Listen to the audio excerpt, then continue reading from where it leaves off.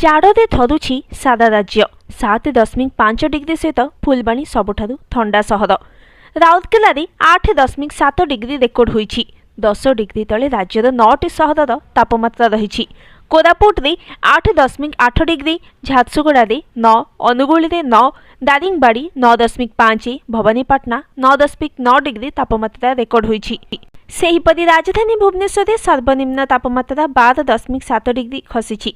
आसंता काली स्वल्परू मध्यम धरणर कुहुड़ी संभावना रही। विशेषकर अनुगुल, ढेंकानाल, खोर्धा, कटक, गंजाम, गजपति, नयागढ़, केन्दुझर, मयूरभंज में कुहुड़ी संभावना रही। तेबे आगामी 7 दिन पई राज्य में पाग मुख्यतः सुखिला रहिबो बोली कहिछि पाणीपाग विभाग। राति तापमात्रा कमिबा फलरे 10 डिग्री तले 9 सहर रही। 7.5 सहित फुलबाणी सबुठारु ठंडा पलटिछि। एहा सहित राउरकेलारे 8.7 डिग्री रही। कोरापुटरे 8.8 डिग्री थिबा बेले झारसुगुड़ा और अनुगुल 9 डिग्री रेकर्ड होईछि। दारिंगबाड़ी 9.5 डिग्री, भवानीपाटना 9.9 डिग्री तापमात्रा रेकर्ड।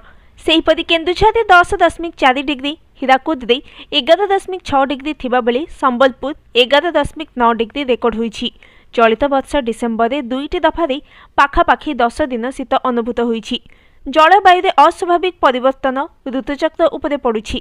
फल शीत दिने केबे वर्षा दाऊ साधुछि तो केबे ग्रीष्म ऋतु भली टाई टाई खरा हेउछि।